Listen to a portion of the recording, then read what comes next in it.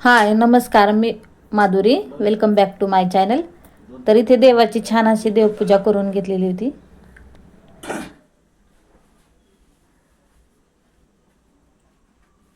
आणि आज मंगळवार म्हटलं की आमच्याकडे काहीतरी नॉनव्हेजचा बेत असतो. तर आहोंनी येताना ना चिकन सोबत आणलेलं होतं, कारण सकाळी त्यांना परेड होती आणि ड्युटीवरून येताना त्यांनी चिकन आणलेलं होतं. तर तोपर्यंत साईसुद्धा स्कूलमधून आलेलं होतं आणि स्कूलमधून येताना ना हे त्यांनी कलरमधले एक कार्डशीट आणलेले होते आणि त्याला ना न सांगता त्याने ते आणल्यामुळे ना मी त्याला ओरडत होते की तुला सांगितलं नव्हतं तरी कशाला तू घेऊन आला. तर आज मंगळवार आणि मंगळवार म्हटलं की आमच्याकडं ना काहीतरी नॉनव्हेजचाच बेत असतो. तर तसं बघायला गेलं तर ना 10-15 दिवस झालं नॉनव्हेज घरामध्ये बनलंच नव्हतं. त्यामुळे ना दोन्ही पोरांचं चालू होतं की मम्मी काहीतरी नॉनव्हेज बनव, चिकन वगैरे बनव. आणि चिकनला ते चिकन कधीच बोलत नाही, तर टम्मा बोलतात, ते टम्मा खायचा आहे, टम्मा बनव, असं त्यांचं चालू राहतं. त्यामुळे ना आज आहोंनी सकाळी चिकन आणलेलं होतं. म्हटले सकाळी आणि संध्याकाळी 2 टाईम मुलं खातील म्हणून मला नाही ते चिकनचा स्वयंपाक बनवायचा होता. तर बघू शकता, चिकन कधीही आणलेलं की मी लगेच ते स्वच्छ धुवून घेते आणि मगच त्याची भाजी बनवत असते. तर इथे 1 किलो चिकन आणल्यामुळे ना त्याला मोठ्या डब्यामध्ये काढून घेतलं आणि मग याला पाणी टाकून स्वच्छ 2-3 पाण्याने आपल्याला हे चिकन धुवून घ्यायचं असतं.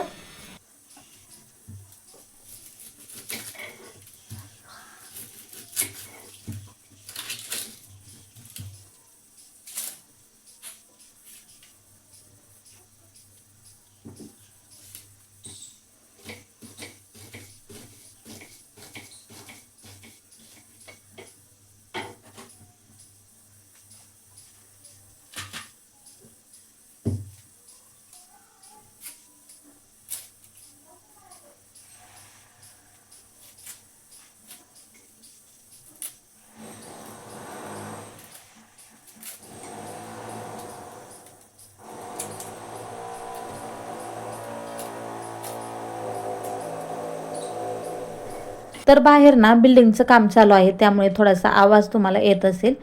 तर इथे चिकन बनवण्यासाठी ना मी मसाला तयार करण्यासाठी इथे सगळं कांदा वगैरे कापून घेत होते. तर तुम्ही चिकनच्या भाजीसाठी कुठले कुठले मसाले वापरतात ते कमेंट्समध्ये मला नक्की सांगा.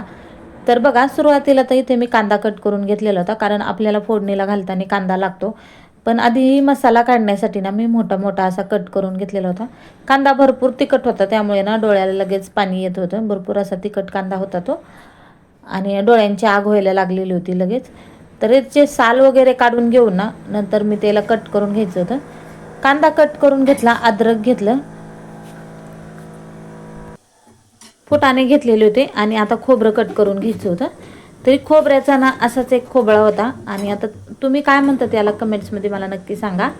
तर बघा, इथे ना खोबऱ्याचा गोळा मी घेतला आणि ते कट करून घ्यायचा होता. तर छोटे छोटे काप करून घेतले मी याचे आणि मग नंतर ना ते थोडंसं भाजून आपल्याला इथे फोडणीसाठी पण वापरायचं होतं आणि भाजीसाठी सुद्धा वापरायचं होतं, त्यामुळे मी जरा जास्तच घेतलं.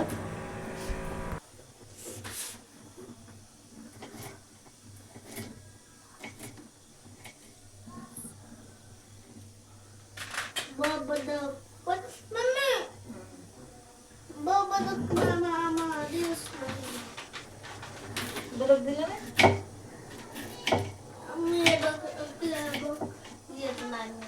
मग सारखा करायचा आणि वर गोल करायचं, त्याच्या गिरव ना तू सरळ करायचं तसं. बघ येतंय किती भारी आलं होते का. मग कोण लिहायचं नाही येऊन, तुला शिकावं लागतं ते. उरक उरक फास्ट मध्ये लिहिन, खेळायचं थोडं वेळ लिहून खेळायचं. उरक कम्प्लीट कर.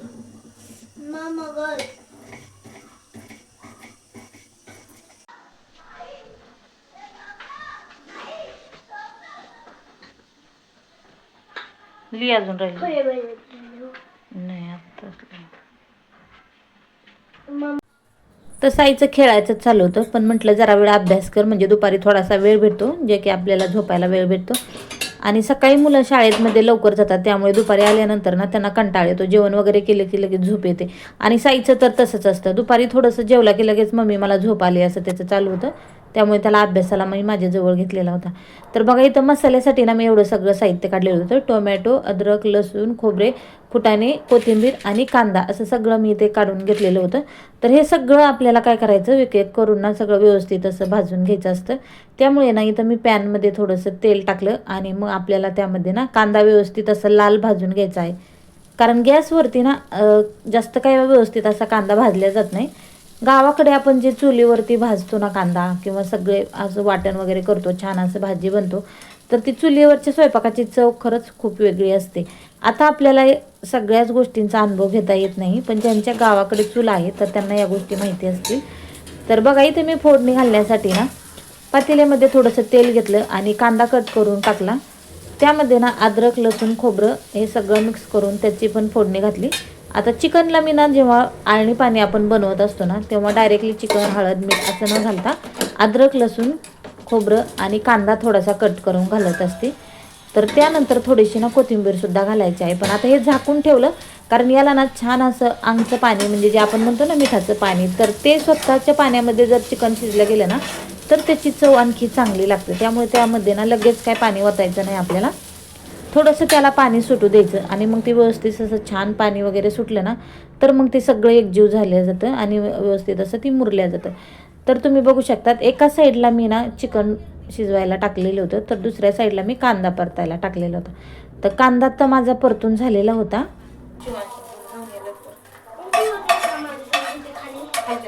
आणि किती रुपये झाले म्हणायचे, दोन्ही द्यायचा तरीचा मसाला द्या म्हणायचं, लाल तरीचा.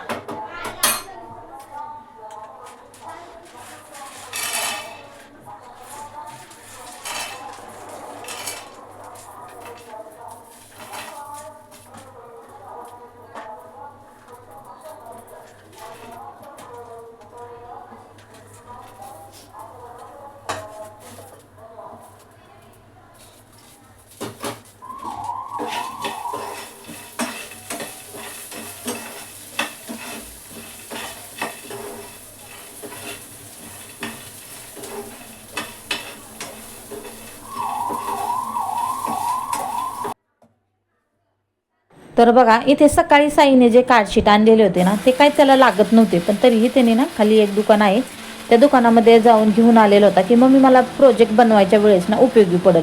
तर त्याला मी ओरडले होते की लागत नसताना तू घेऊन येतो आणि असंच काहीतरी करून ना तो सगळा खराब करून टाकतो. जेव्हा लागन तेव्हा आपण आणू, तोपर्यंत तो हे रिटर्न कर. आणि त्याचा ना मला तरीचा मसाला म्हणजे लाल तिखट पाहिजे होतं, तर ते आणण्यासाठी मी त्याला पाठवलेला होता. सगळा मसाला इथं व्यवस्थित असा भाजून घेतला. थोडं थोडं तेल टाकून आपल्याला छान असं लाल भाजून घ्यायचं आहे. व्यवस्थित भाजलं केलं की ना त्याची भाजीची चव आपल्या चांगली उतरली जाते. त्यामुळे व्यवस्थित असं मंद आचेवरती आपल्याला हे सगळं वाटण म्हणजे वाटणार आहोत आपण ते व्यवस्थित भाजून घ्यायचं. तरी ते सगळं मी भाजून घेतलेलं होतं आणि थोडं थोडं करून ना यामध्ये पाणी टाकून थोडं थोडं करून असं आपल्याला हे सगळं वाटून घ्यायचं आहे. शक्यतो तर पाणी न टाकता आपलं वाटण काढलेलं चांगलं असतं, पण खोबरं, फुटाणे असं जे आपण वाटण करतो ना तर त्याला बिना पाण्याचं ते होत नाही. त्यामुळे थोडंसं पाणी यामध्ये घालून आपल्याला ना व्यवस्थित असं ते बारीक करून घ्यायचं आहे. तर बघू शकता तुम्ही इथे माझं ना सगळं वाटण करायचं चालू होतं. सुरुवातीला तर मी खोबरं, कांदा हे वेगवेगळं काढून ठेवलेलं होतं आणि कांदा आणि टोमॅटो मी सेपरेट बारीक केले. तर फुटाणे आणि खोबरं, लसूण, अद्रक हे सगळं मी एकत्र बारीक केलं म्हणजे दोन्हींचे वेगवेगळे झाले होते पेस्ट. तर इथे ना हे तुम्हाला व्हाईट जे दिसतंय ना तर ते मी अद्रक, लसूण, खोबरे आणि फुटाणे असं यांचं सगळ्याचं वाटण काढत होते. तर कांदा आणि टोमॅटो माझा वाटायचा बारीक राहिलेला होता.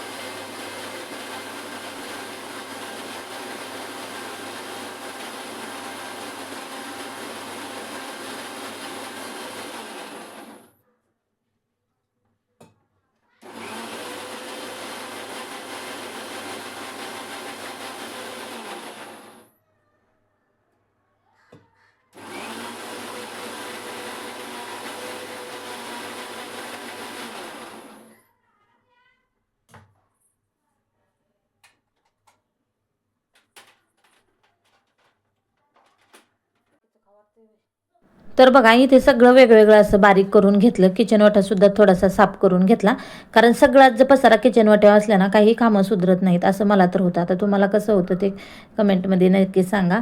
तर बघा आता इथे ना मी सगळा मसाला परतायला टाकलेला होता. लाल तिखट, आपला जे काळा मसाला राहतो ते मसाला आणि हे वाटण केलेलं बारीक हे सगळं एकत्रित करून घ्यायचं आणि व्यवस्थित असं तेल सुटेपर्यंत आपल्याला छान असा मसाला परतून घ्यायचा असतो. कारण व्यवस्थित असं तेल सुटलं की ना मग ते मसाला पण खायला छान लागतो आणि जे त्याचं तेल असतं ना, जे आपण तरी बोलतो, तर ती तरी दिसून राहते भाजीवरती. त्यामुळे ना ते कधीच भाजी करताना ना गडबड करायची नाही. मसाला व्यवस्थित परतून घ्यायचा, म्हणजे त्याचा कच्चापणा जो वास राहतो ना तो पण निघून जातो आणि भाजीला तरीसुद्धा व्यवस्थित येते. त्यामुळे ना थोडं कमी जास्त असं गॅस करून ना आपल्याला हे सगळं वाटण छान असं भाजून घ्यायचं आहे. तर आता हे सगळं भाजून झाल्यानंतर आहे ना त्यामध्ये ना मी इथं सगळं पातेल्यामध्ये हे वाटण टाकून घेतलं आणि साईडला ना थोडंसं पाणी गरम करायला ठेवलं. कारण आपण जेव्हा भाजी बनवतो ना तेव्हा त्या भाजीमध्ये थंड पाणी अजिबात टाकायचं नाही, त्याची चव बिघडली जाते. त्यामुळे ना भाजीला गरम पाणीच घालायचं. कुठली पण भाजी असू दे, नॉनव्हेज असू दे, व्हेज असू दे, तर त्या भाजीमध्ये पाणी घालताना ना आपल्याला थंड पाणी घालायचं नाही, तर गरम पाणीच आपल्याला यामध्ये घालायचं असतं. तर बघा इथे ना थोडंसं पाणी घातलेलं होतं आणि जे आपण मिठाचा रस्सा म्हणतो ना, तर तो चिकनला सुटल्यामुळे ना त्यात जास्त पाणी काय मी ओतलेलं नव्हतं. त्यामुळे डायरेक्टली मी मसाला घातला आणि आता साईडला गरम पाणी करण्यासाठी ठेवलेलं होतं. तर तुम्ही बघू शकता एवढी भाजी मी केलेली होती आणि आता ना मला भाकरी बनवायला घ्यायची होती. तर साईडला मी इथे तवा ठेवून घेतला, थोडासा किचन वाटा साफ केला आणि आता मला भाकरी बनवायला घेतलेली होती. कारण साईला भूक लागलेली होती आणि नॉनव्हेज म्हटलं की आम्हाला लगेच भूक लागते, की मम्मी कधी स्वयंपाक होणार, मला खूप आवडतो टम्मा, असं त्याचं चालू असतं. त्याला ना नॉनव्हेज भरपूर आवडतं. तर आज ना चिकनसोबत ना बाजरीची भाकरी बनवायची होती. तर इथे मी बाजरीचं पीठ चाळून घेतलं, पाणी घेतलं आणि पाण्यामध्ये ना थोडंसं मीठ टाकून घेतलं आणि पिठामध्ये सुद्धा थोडंसं मीठ टाकून घेतलं. कारण आपण जेव्हा बाजरीची भाकरी बनवतो ना तर त्या बाजरीच्या भाकरीला कायम मीठ टाकायचं, नाही तर ती बाजरीची भाकरी आपल्याला थोडीशी आळणी लागते. ज्वारीच्या भाकरीला तसं होत नाही, कारण ज्वारीची भाकरी बिना मिठाची केली जाते, त्यामुळे तिची चव काय वेगळी लागत नाही. मात्र बाजरीच्या भाकरीची लगेच चव बदलते, त्यामुळे ना त्याच्यामध्ये थोडंसं मीठ आपल्याला घालायचं असतं. तर बघा इथे ना मी थोडंसं भाजीसुद्धा हलवली आणि भाजीचा वास घेतला. तर मला काय होतं, बऱ्याच वेळेस ना मला भाजीच्या वासावरून सुद्धा भाजी आळणी झाली की व्यवस्थित झाली असं समजतं. त्यामुळे मी शक्यतो ना भाजीचा वास घेऊन बघत असते. जेव्हा आपण भाजीला मीठ कमी असेल ना तेव्हा जरा जास्त तिखट असं मसाल्याचा वास येतो आणि जर तिखट म्हणजे मीठ मापात असेल ना तर तसा वास येत नाही. त्यामुळे ना सवय लागून गेलेली आहे की भाजी चेक करण्याऐवजी ना भाजीला वास घ्यायचा, म्हणजे आपल्याला त्याची भाजी कशी झाली आहे ते समजतं. तर इथे बघा मी थोडं थोडं करून पाणी टाकून घेतलं आणि भाकरी करायला घेतली. भाकरी करायचा तर भरपूर सारा कंटाळा झालेला होता, कारण असं काही असलं ना भरपूर सारे कामं पडत राहतात आणि भांडे वगैरे भरपूर राहतं. रोजची भाजी चपाती असते तेव्हा एवढं काही कामं पडत नाहीत, पण असं नॉनव्हेज किंवा दुसरं काही व्हेज आपल्याला एखादी रेसिपी बनवायची असेल तर भरपूर सारे भांडे वगैरे पडतात. त्यामुळे ना ही स्वयंपाक करायला नकोशी होतं, कंटाळा येऊन जातो. तर बघा इथे ना पटपट आपले मी भाकरी करायला घेतल्या. साईचं पण चालू होतं, मम्मी मला भूक लागली, किती वेळ लागेल तुला, किती वेळ लागेल. त्यामुळे पटकन मी भाकरी मळायला घेतली. आणि भाकरीच्या पिठाचं एक वैशिष्ट्य असतं की आपण जेवढं पीठ मळून घेऊ ना तशी ती भाकरी आपली चांगली राहते, मऊ आणि वेगळी, म्हणजे टेस्टसुद्धा त्याची लागते, व्यवस्थित असे येते, चिरटली वगैरे जात नाही. जर पीठ व्यवस्थित मळलं नाही ना त्याची भाकरी चांगली जमत नाही.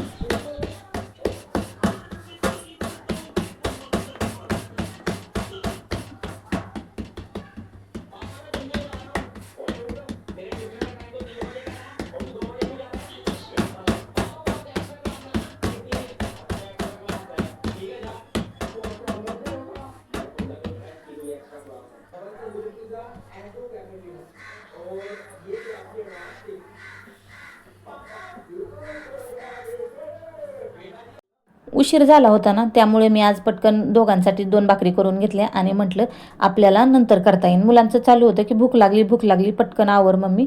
कारण ज्या दिवशी पण नॉनव्हेज असेल ना त्या दिवशी मुलांचा नाश्ता अजिबातच नसतो, त्यांना नॉनव्हेज भरपूर आवडतं. त्यामुळे ते अजिबात नाश्ता करत नाहीत, लगेच जेवायला चिकन खायचं, टम्मा खायचं असं त्यांचं चालू असतं. त्यामुळे नाही तर मी दोघांसाठी 2 भाकरी बनवून घेतल्या. आणि असं तर त्यांना काही 2 भाकरी संपत नाही, पण म्हटलं अर्धी तरी बनवणार कशी, हो की नाही, म्हणून मी इथं ना 2 भाकरी बनवून घेतल्या. आणि इथं त्यांना भाजी म्हणजे ताट वाढायला घेतलं. तर ताट वाढताना पण साईचं चालू होतं की मम्मी ना हॉटेलमध्ये जसं आपण थाळी ऑर्डर करतो ना तशी थाळी ऑर्डर करून, म्हणजे तशी मला थाळी डेकोरेट करून दे. तर इथं मी जास्त मोठं काय प्लेटा वगैरे काढलेल्या नव्हत्या, पण इथं छोट्या ताटामध्ये ना त्याला थोडंसं भातावरती थोडीशी कोथिंबीर, कांदा, टोमॅटो असं वेगळं गोल आकारात कट करून त्याला दिलेलं होतं. आणि साधी सिंपल आपण जे गावाकडच्या पद्धतीने ही भाजी बनवलेली होती, रस्सा भाजी म्हणजे चिकनची गावरान रस्सा भाजी. ते कशी वाटली तुम्हाला ते कमेंट्समध्ये मला नक्की सांगा.